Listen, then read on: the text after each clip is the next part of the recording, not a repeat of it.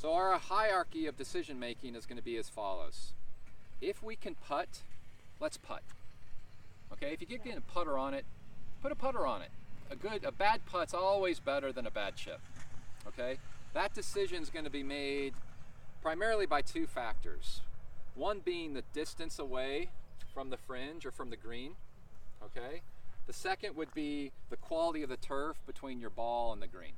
All right, so if it's really scuffed up, if there's a lot of inconsistencies in the quality of the turf, we might want to choose something other than a putter. If it's really long, right, there's another reason why we might not use a putter. But that's a preference. I've seen a lot of great players actually use a putter from a long distance away. Depends on your course, right, and the quality of this turf. So if we can putt, putt. Our next decision is going to be, if we're not really comfortable putting, we are going to hybrid putt. Have any of you worked with a hybrid putt before? No. Okay. Not really. It's a great tool. And unfortunately, not enough people really use it. So what does this do for me? Well, it adds a little bit of loft, okay, from this face.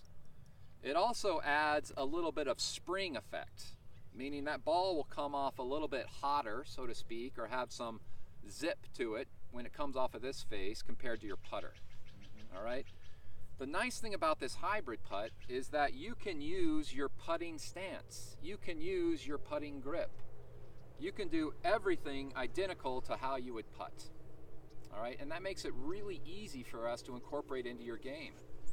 So if my putting stroke is one where I've got my putter and I'm in here like this, then what we're going to do is we're just going to make this hybrid like a putter. So we're going to do that by getting into it, meaning I don't want to use that lie angle like this hybrid is. I want to get in here just like I would with my putter. And you'll notice that that brings the heel off the ground and the toe is on the ground, a little bit more bias. I'm obviously going to be choking down on this club or letting my hands go lower, sometimes even to the point of where my hands are on this shaft. Okay? How I hold it is a preference, but I would recommend holding it just like you do your putter. Okay? And then the motion itself is identical to your putting stroke, whatever stroke that might be.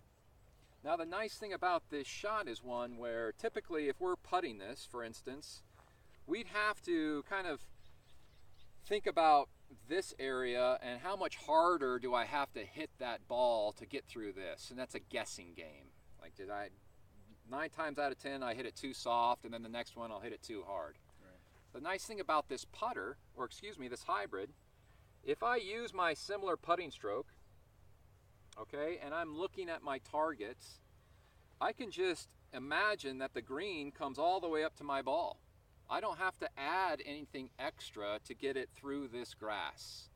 Because what you'll see here is that when I strike this like a putt, it actually popped up in the air a little bit, didn't it? Mm-hmm. And it rolls right out to the cup. Okay, it takes a little practice, of course, just to get used to it, right? But just that little bit of loft, just that little bit of zip, okay, and since I've gotten a little closer to it and the toe is on the ground, that means I would change my alignment here so that I'm actually trying to hit it more biased to the toe as opposed towards the middle of the club. Okay, and then I'm just making a putting stroke, and it's just popping up there for that just little space and time there, just enough to get me over that fringe. Really great tool, really great tool.